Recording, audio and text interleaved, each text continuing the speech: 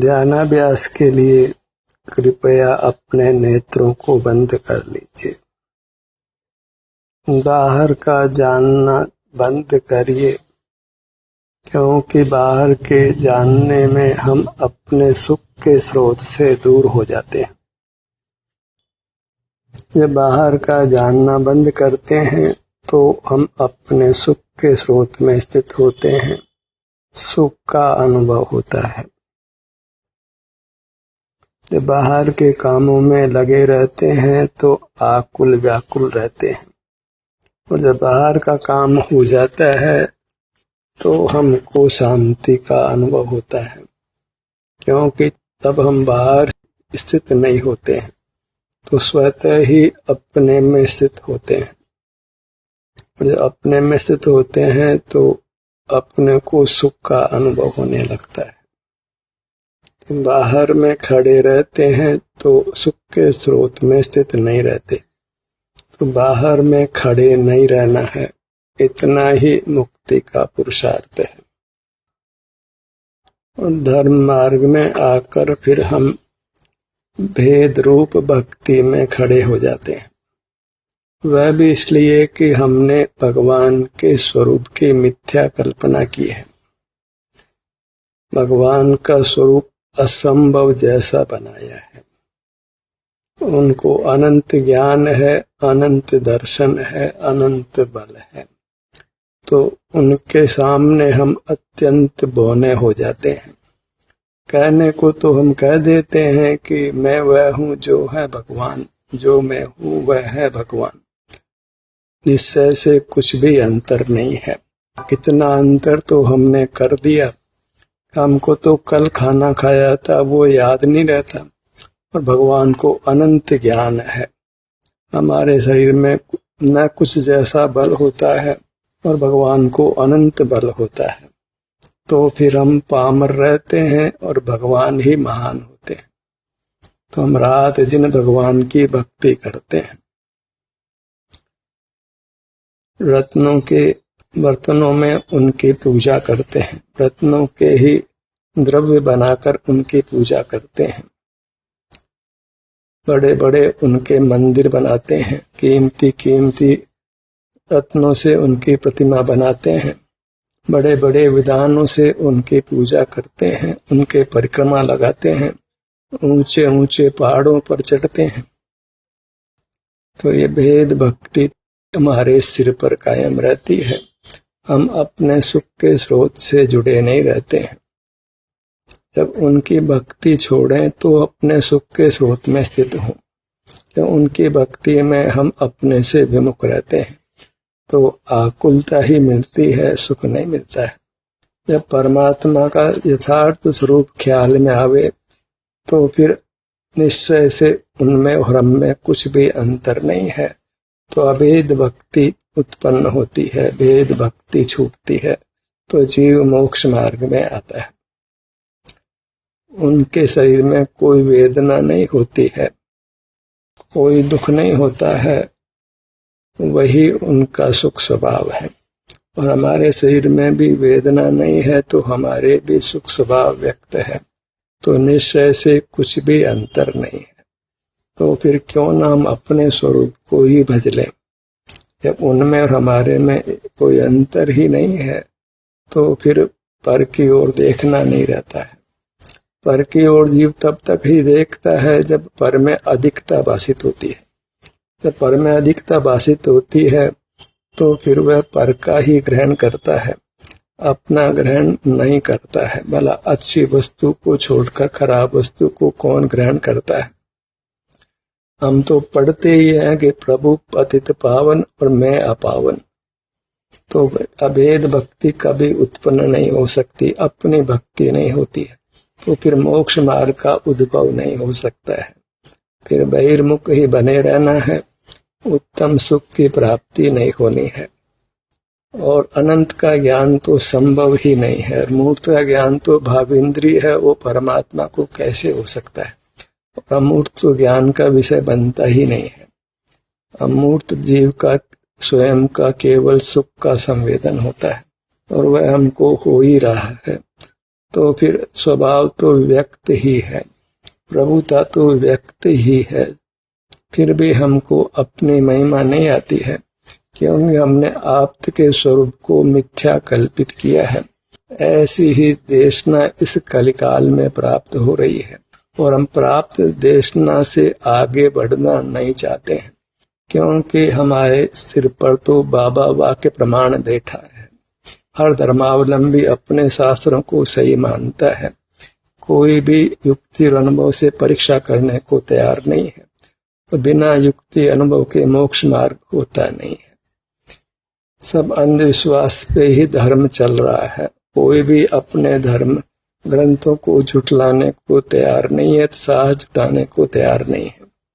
सब कुछ जो लिखा गया है, जिसने भी लिखा है उसी को भगवान का वचन मानता है।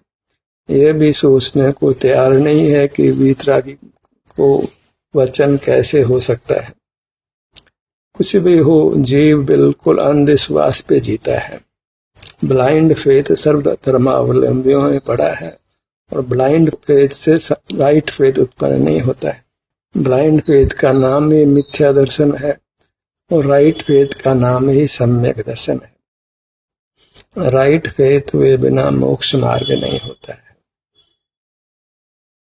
तो हमें युक्ति और अनुभव से मोक्ष मार्ग चलाना है। अगर अपना हित चाहिए तो सर्व पक्ष छोड़ना है, पक्षातीत होना है।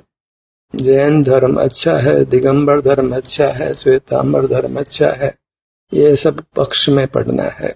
ये ग्रंथ अच्छा है, ये ग्रंथ अच्छा नहीं, ये सब पक्षपात है। इससे मोक्ष मार्ग नहीं बनता है। मेरा स्वरूप अच्छा है, इस पक्ष से मोक्ष मार्ग बनता है। मैं वैसा ही हूँ जैसा परमात्मा है, तो मुझसे अधिक कोई नहीं है, तो मुझे किसी पर की ओर नहीं ढलना है।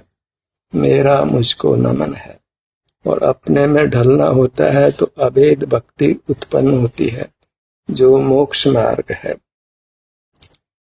सर्वज्ञता का निषेध किए बिना मोक्ष मार्ग उत्पन्न ही नहीं हो सकता है, उसका स्वप्न भी नहीं आ सकता है, क्योंकि फिर जीव को अभेद भक्ति उत्पन्न नहीं होती है। आगम भी ये कहता है, जिसको देव शास्त्र रूप की भक्ति वर्तती है उसको मोक्ष दूर है, क्योंकि भेद रूप भक्ति मोक्ष मार्ग नहीं है। और हमारी तो सारी शक्ति ही भेद भक्ति में खड़ी है। देव शास्त्र गुरु का श्रद्धान ही सम्यक दर्शन मानते हैं, जबकि अपना श्रद्धान वह सम्यक दर्शन है। और अपना श्रद्धान तो तब हो जब अपने को हम सर्वोत्कृष्ट पदार्थ माने। अपने से अधिक कोई है तो फिर अधिक कोई ग्रहण करेगा, अपने को ग्रहण नहीं करेगा। मोक्ष मार्ग में तो निसंकता चाहिए, लोक संज्ञा को छोड़ना पड़ता है। मोक्ष मार्ग को में किसी की लिहाज नहीं होती है। सम्यक मार्ग पर जीव निसंक होकर चलता है। अग्नि गर्म है, नहीं छूना चाहिए तो नहीं छूना है, भले और लोग कहें कि नहीं अग्नि ठंडी है छू लो, तो लोगों के हिसाब से मार्ग नहीं चलता है। मार्ग अपने अनुभव से चलता है। जब हम पर लक्ष्य नहीं करते हैं, बाह्य पदार्थों को नहीं जानते हैं, बस पराधीन ज्ञान है, स्वभाव नहीं है, तो जीव आत्मस्थ होकर सुख का अनुभव करता है। कोई क्या कहता है, इससे क्या करना है, हमको जैसे सुख मिलता है वैसे सुख पाना है। लोक में प्राय उत्तम देशना नहीं मिलती है, क्योंकि बहुत ही दुर्लभ है। हमें अनुभव से ही मार्ग प्राप्त करना होता है, अनुभव से ही मार्ग की परीक्षा करनी होती है। जहाँ बाहर खड़े हैं तो अपने स्वरूप से च्युत हैं, इंद्रिय ज्ञान में खड़े हैं, फिर बाहर में कोई भी पदार्थ देखें, जाने या उसके संबंध में विचार करें। भगवान तो दिखते नहीं है, लेकिन उनके संबंध में विचार करते हैं, तो विचार भी इंद्रिय ज्ञान का ही दूसरा नाम है। तो भगवान को हम जानते हैं कि वे सर्वज्ञ हैं, अनंत शक्तिमान हैं, तो ये पर का ही जानना है, और वह स्वानुभव नहीं है। और पर के जानने से मोक्ष मार्ग नहीं बनता है। पर को पर जानना तभी जाता है जब उसकी महिमा छूटती है। मेरा बेटा है, मेरे भगवान है, तो वहां पर कहाँ माना गया है, वो छूट जाएगा। ये अनंत परमात्मा हमारे परमात्मा है, तो फिर हम परमात्मा को छोड़ नहीं सकते। सिद्ध परमात्मा हमारे परमात्मा है। जैसे कोई अपने पुत्र को छोड़ने को तैयार नहीं होता, अपने धन को छोड़ने को तैयार नहीं होता, मतलब अपनी वस्तु को कौन छोड़ेगा। जब भगवान हमारे हैं, पंच परमेष्ठी हमारे हैं, तो फिर मोक्ष मार्ग उदित नहीं होता है। फिर भक्ति ही करते रहिए। जीव कभी भी अपने सुख के स्रोत से जुड़ने वाला नहीं है। प्रथम से प्रथम तो हमको सर्वलोक से अधिक अपने को मानना है, श्रेष्ठ मानना है, क्योंकि आपको आप ही सुखदाता है और परमात्मा का स्वरूप भी हमसे अधिक नहीं है। वे भी सुख स्वभावी हैं, हम भी सुख स्वभावी हैं। उनको अपने में सुख का अनुभव होता है और हम भी जब परलक्ष्य नहीं करें तो हमको भी सुख का अनुभव होता है। तो उनमें हमारे में कुछ भी अंतर नहीं है। हम में इन सर्व जीवों में ही परस्पर कुछ भी अंतर नहीं है। सब सुख स्वभावी हैं। बस पर का जानना छोड़ दें, ज्ञान स्वभाव को अपना मानना छोड़ दें, तो सब प्रकट परमात्मा ही होने वाले हैं। क्योंकि ज्ञान में ही जीव अपने स्वरूप से विमुख रहता है, क्योंकि जानना अमूर्त का होता ही नहीं है। आप है, अमूर्त है, वो ज्ञान का विषय नहीं है। ज्ञान तो परोक्ष ही पाया जाता है, इंद्रिय ज्ञान ही पाया जाता है, से स्वयं का स्वरूप अनुभव में नहीं आता है। वृथा ये जीव ज्ञान की महिमा में खड़ा होकर अपने सुख के स्रोत से विमुख रहता है, अपने अनुभव से च्युत रहता है। और ये कोई छोटा मोटा दोष नहीं है, यही एक दोष है जिससे मोक्ष मार्ग उत्पन्न नहीं होता है। ज्ञान स्वभाव का निषेध नहीं करो, सर्वज्ञता का निषेध मत करो, तो मत करो। हमको तो करना है, आपको स्वीकार है सर्वज्ञता ज्ञान स्वभाव, आप करते रहो। जिसको जो अच्छा लगता है वो करे, किसी पर कोई दबाव नहीं है। हमको जीव सुख स्वभावी भाषित होता है, सर्वज्ञता या ज्ञान स्वभाव जीव का भाषित नहीं होता है। इससे हमको आत्मस्थ परिणति होती है, शांति का अनुभव होता है, अभेद भक्ति खड़ी होती है। तो जो हमको अच्छा लगता है वह हम कहते हैं और दृढ़ता से कहते हैं, किसी की लिहाज नहीं है। कोई हमारी निंदा करे तो हमको कोई तकलीफ नहीं है, कोई प्रशंसा करे तो उससे हमको कोई सुख नहीं है। हमको तो अपने सुख के स्रोत से जुड़ने से सुख का अनुभव होता है। कोई निंदा करे, कोई प्रशंसा करे, उससे हमारा कोई प्रयोजन नहीं है। हमें उनकी ओर देखना ही नहीं है, उनको देखना हमारा स्वभाव ही नहीं है। जगत हमको यश देता है कि अपयश देता है, और हमको जगत को देखना जानना ही नहीं, वो हमारा स्वभाव ही नहीं। हमारा सुख स्वभाव है, सो हमसे युक्त होने पर हमको सुख का अनुभव होता है। हमें किसी भगवान से कोई मतलब नहीं है, किसी गुरु से कोई मतलब नहीं है, किसी शास्त्र से कोई मतलब नहीं है। हमारा स्वरूप उत्कृष्ट है, उत्तमार्थ है, परमात्मा स्वरूप है। इसको पाकर ही हम संतुष्ट हैं, तृप्त हैं। हमें किसी से कुछ प्रयोजन नहीं, भेद भक्ति में रहना ही नहीं है। भेद भक्ति में हम सुख के स्रोत से दूर होते हैं। समय थोड़ा है, हमें उसको खराब नहीं करना है। एक एक पल बहुत कीमती है, एक एक पल में भेद भक्ति नहीं करके अभेद भक्ति करना है। जिनको भेद भक्ति करना हो वो भेद भक्ति करें, हमें कोई दिक्कत नहीं है, हमें नहीं करना है। हमें कोई बुरा कहे तो कहे, हमको अपने को अपने सुख स्रोत से जोड़ कर रखना है, अपने से विमुख नहीं होना है, पर की ओर नहीं जाना है, अपने में स्थित रहना है। वही ध्यान का अभ्यास है, जिसके लिए सारे जगत से आंखें मूंद कर रहना है। मार्ग का प्रारंभ ही आंखें मूंद कर होता है। मन जगत को लक्ष्य में नहीं रखना है, जगत की ओर देखना ही नहीं है, तभी हम अपने को सुख के स्रोत में स्थापित कर पाते हैं। हमको शांति का अनुभव होता है। कोई क्या करता है, क्या मानता है, इससे कोई प्रयोजन नहीं है। हम तो हमारी भावना की पुष्टि के लिए ही सारा प्रयत्न करते हैं। कोई इस भावना से राजी हो नहीं राजी हो, यह उसका अपना स्वतंत्र चिंतन है। हमको उससे कोई प्रयोजन नहीं है। हमने धर्म प्रचार का ठेका भी नहीं लिया है, लेना भी नहीं है। हमको तो धर्म के प्रभावना अपने भीतर करनी है, आपका आप अनुभव करके रहना है। जहाँ नेत्रों को मूंदते हैं, ज्ञान स्वभाव अपना नहीं मानते हैं, तो सहज ही आत्म स्थिति होती है।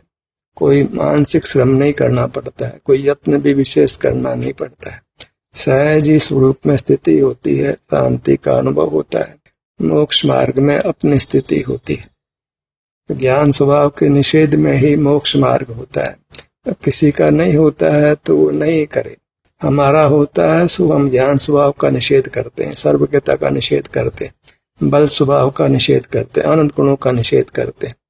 एक सुख स्वभाव मानकर हमको हमारी महिमा आती है और हम अपने से युक्त होकर सुख का अनुभव करते हैं।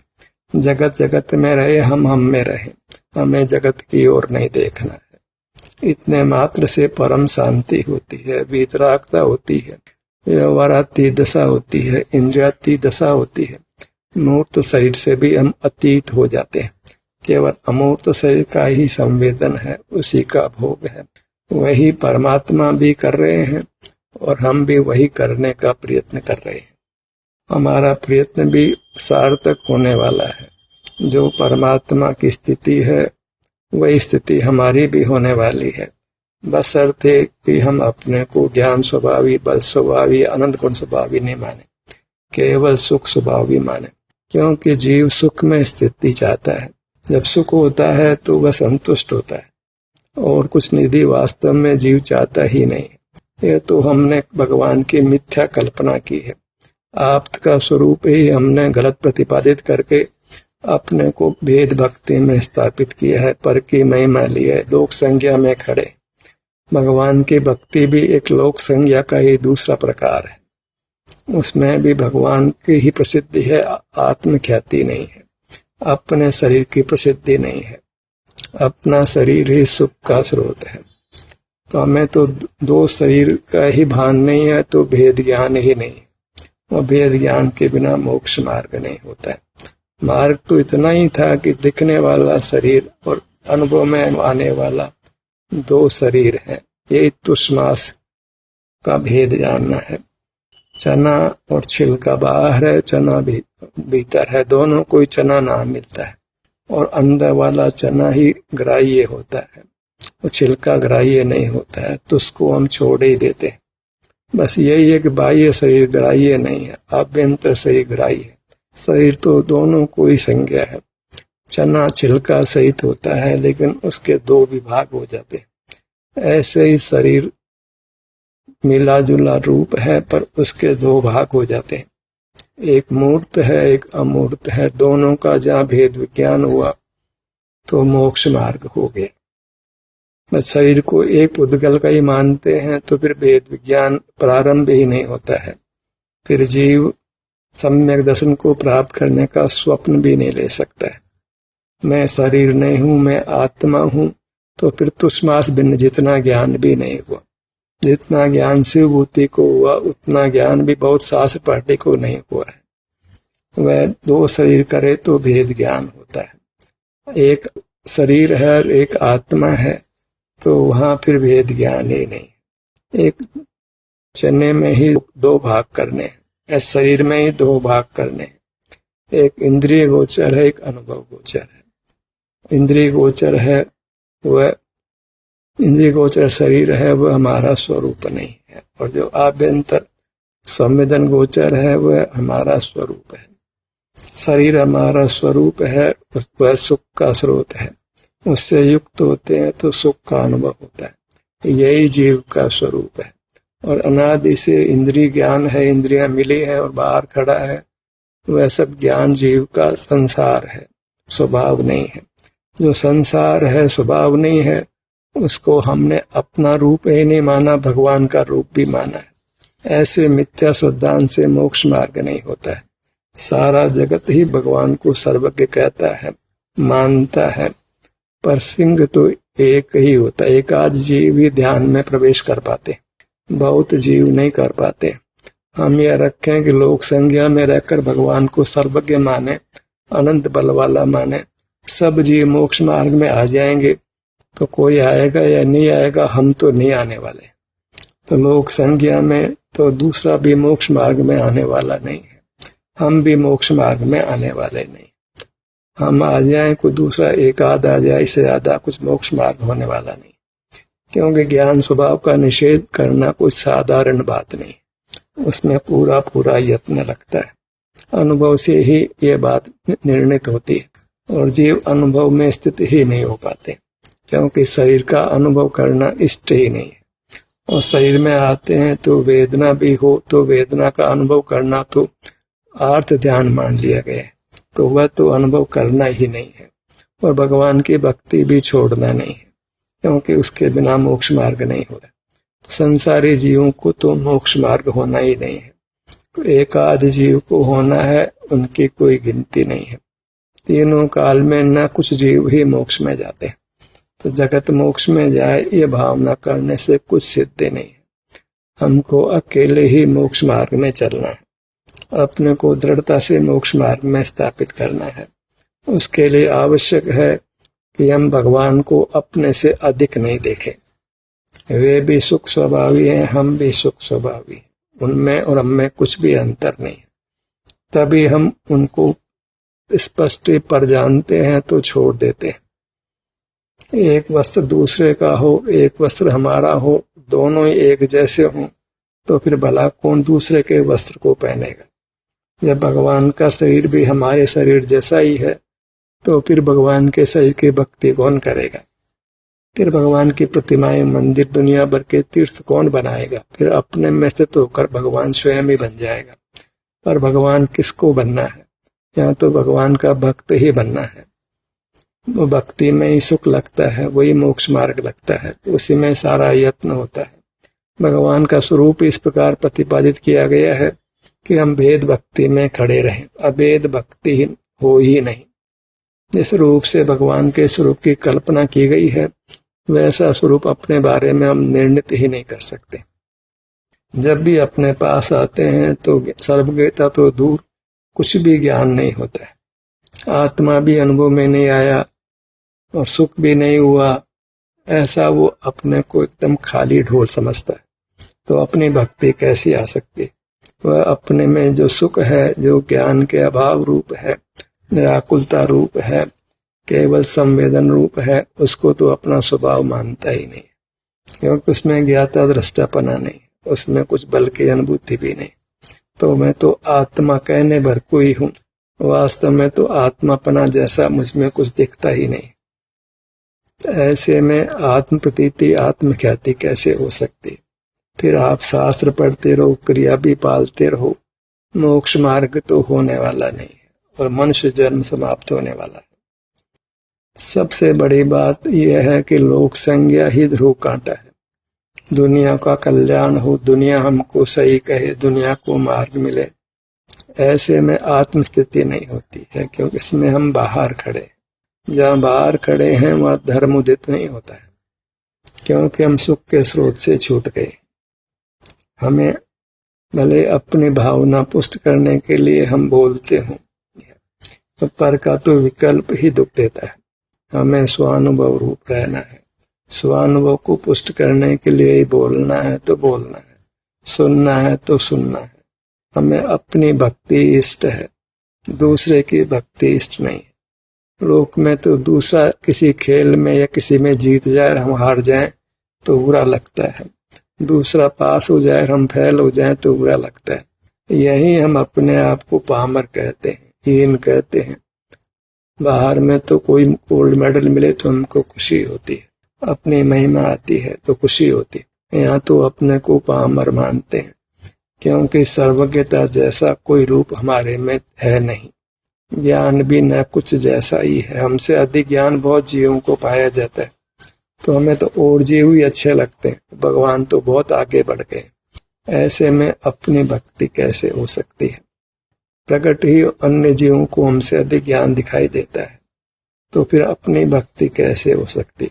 अपनी भक्ति सुख स्वभाव से ही हो सकती है। अहो मेरे को कोई वेदना नहीं है, मेरे को आराम है, मैं सुखी हूँ, मैं सुख स्वभाव वाला हूँ, ओहो वही मेरी महानता है, वही मेरी दिव्यता है। तो वह आत्मस्थ होता है, स्वस्थ होता है, अपने सुख के स्रोत से जुड़कर रहता है, बहिर्मुख नहीं होता है, आकुल व्याकुल नहीं होता है। तो वह मोक्ष मार्ग में अपने को स्थापित रखता है। अपने को अपने से युक्त रखना है, अपनी महिमा में रहना है। भगवान मुझसे कुछ भी अधिक नहीं है, वर्तमान पर्याय में भी अधिक नहीं है। वे भी सुख स्वभाव से सुख को भोग रहे हैं, मेरे को भी सुख स्वभाव से अपने से युक्त होने पर सुख का भोग होता है। उनकी थाली में घी अधिक नहीं है, जितना उनके पास है उतना ही मेरे पास है। तो वो पर है और मैं स्वयं हूँ, तो फिर पर की भक्ति छूटती है। जब ये जान लेते हैं कि ये वस्तु पर की है तो उसको हम छोड़ देते हैं, पर हमने परमात्मा को पर की वस्तु माना ही नहीं है। अन्यथा छोड़ने में जीव एक समय भी नहीं लगाता। वे भी बहुप्रदेशी हैं और हम भी बहुप्रदेशी हैं। वे भी सुख स्वभावी हैं, हम भी सुख स्वभावी हैं। वे पर हैं, हम स्वयं हैं।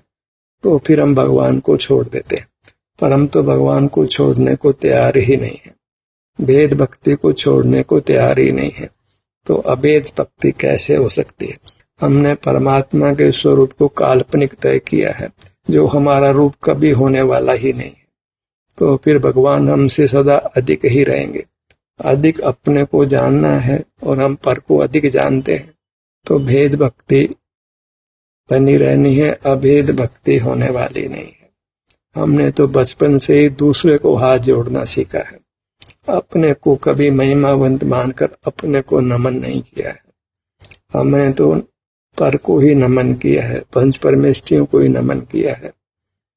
नमो अपानम, ये तो हमने बचपन से पढ़ा ही नहीं है। मेरी मूरत को ही मैं नमन करता हूँ, मेरी मूरत ही आनंद दाता है, वही सुख का स्रोत है। उसी से युक्त होकर हमें सुखी रहना है, परमात्मा होकर रहना है। यह जैसे भी बने, जब जीव अपनी भक्ति में आता है, पर की भक्ति छूटती है तो वह मोक्ष मार्ग में स्थापित होता है। पर की भक्ति छूटने का एक ही उपाय है, हमको अपने से अधिक दूसरा नहीं लगे। जो हमने कल्पना से दूसरे को अधिक मान लिया है, कोई ज्ञान में अधिक है तो बड़ा मान लिया, कोई बल में अधिक है तो बड़ा मान लिया, ये तरीका योग्य नहीं है। सुख स्वभाव से हम अपने को देखें तो हमको अपने में सुख का अनुभव होता है, तो फिर दूसरा कोई हमसे अधिक बड़ा नहीं लगता है। दूसरे को कितना सुख है ये तो हमको मालूम भी नहीं पड़ता है, तो उससे हम उसके साथ अपनी तुलना नहीं करते। किसी को अपने भीतर कितना सुख हो रहा है वह हमें मालूम ही नहीं पड़ रहा, तो उसकी भक्ति हमको कैसे हो सकती है। पर सर्वज्ञता का तो स्वरूप स्पष्ट प्रतिपादित किया गया है कि सकल द्रव्य सकल गुण पर्याय को वे जानते हैं और हम नहीं जानते हैं, तो हम ओछे हो ही जाते हैं, छोटे हो ही जाते हैं, हीन हो ही जाते हैं, पामर हो ही जाते हैं। तो पामर अपने को मानकर मोक्ष मार्ग नहीं होता है। मोक्ष मार्ग अपने को परमात्मा स्वरूप मानकर होता है। निश्चय से परमात्मा में और मुझ में कुछ भी अंतर नहीं है, इससे मोक्ष मार्ग होता है। और वह तभी संभव है जब उनको सुख स्वभावी माने, और हम भी सुख स्वभावी है। हमको भी अपने से जुड़कर सुख का अनुभव होता है, उनको भी उनसे जुड़कर सुख का अनुभव होता है। उनको हमसे अधिक होता है, इसका कोई हमको अनुभव नहीं होता है, जिससे हमको उनके महिमा आए। तो उनको भी अपने सुख के स्रोत से जुड़ने से सुख है, और हमको भी अपने सुख अमूर्त शरीर से जुड़ने से सुख का अनुभव है।